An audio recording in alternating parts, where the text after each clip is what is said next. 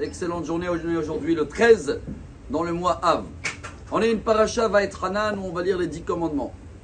J'espère que chacun a remarqué qu'on écoute en général les 10 commandements minimum 3 fois dans l'année. C'est cité 2 fois dans la Torah, une fois Yitro, une fois Vaïtranan, et aussi on le lit à Shavuot. Je ne veux pas faire un examen ni à moi-même et ni à chacun, mais je me demande, est-ce que notre numéro de téléphone, je ne sais pas, en Israël, il y a 10 chiffres, chacun le connaît. Est-ce que vraiment chacun connaît les minimums, les 10 commandements? On peut les citer, comme je cite mon numéro de téléphone, 054. Alors je ne vais pas faire un test pour moi-même, mais je veux que chacun de nous, déjà il refait un petit mise à jour avant la paracha, est-ce que je les connais les 10 commandements? Après, est-ce que je les pratique? Parce que c'est pas compliqué. Mais venez, on va parler aujourd'hui juste du dernier, c'est celui-là qui tient tous les 10 commandements. Et si celui-là on le fait pas tout à fait, alors peut-être c'est pour ça que je me rappelle même pas des 10 commandements. C'est quoi le dernier? L'otahmod, ne pas convoiter, ils m'ont dit comme ça en français, on traduit.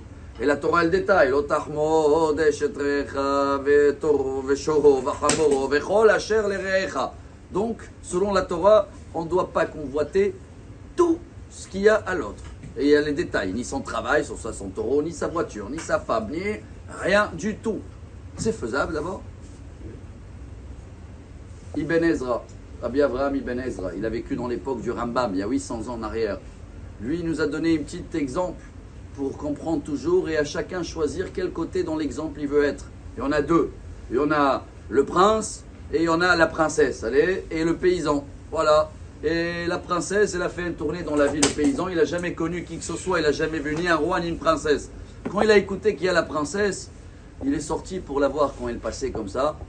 Et il y a eu un petit moment, il a convoité quand même. Hein. Mais après, c'est paysan, pomme de terre, c'est une princesse, c'est pas mon monde. Bravo. Ça, c'est la première tactique pour pas convoiter. Savoir que ce qu'il a l'autre, c'est pas mon monde. Ça l'appartient à lui. Moi, je reste avec mes pommes de terre. Mais il y a un deuxième niveau beaucoup plus grand. Hein. Venez, on devient la princesse et pas le paysan. La princesse, maintenant, même si elle a vu de loin le paysan, ah, il est mignon là-bas, elle peut le convoiter ou pas? Même si oui, elle va avoir un blocage tout de suite, son père. Oh là là là là, ça se fait pas. Alors, quand maintenant, au cas où on voit la voiture et l'autre, il est machin, et là, hop, attention, ça fait très mal à mon père. Parce que c'est quoi le 5e commandement? Le 5 et le 10, c'est les 2 socles. Hein. Le 5, c'est respecter les parents.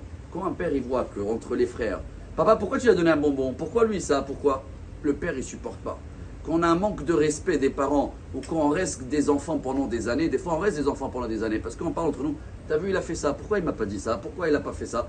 Chez Dieu, il dit quoi? Déjà entre eux, chacun il se mêle de la vie de l'autre, et ils n'arrivent pas à vivre leur propre vie.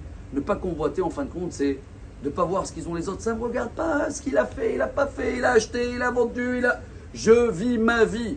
Quand je ne vis pas ma vie, je vis la vie de tout le monde. Alors peut-être mon numéro de téléphone je retiens, mais pas les 10 commandements, Rabotai. Alors un petit mise à jour pour chacun de nous avant Shabbat. Regardez, est-ce que je retiens les 10 commandements? Si je ne les retiens pas par cœur, je ne sais pas les citer. Est-ce que dans la convoitise, je ne vis pas que ma vie? Et c'est peut-être pour ça que dans ma tête, je suis un peu balagan. Si Dieu veut, que chacun de nous vit sa vie, réussit dans sa vie. Et on va voir beaucoup plus que des pommes de terre. Excellente journée. Amar Rabbi Elazar, Amar Rabbi Hanina.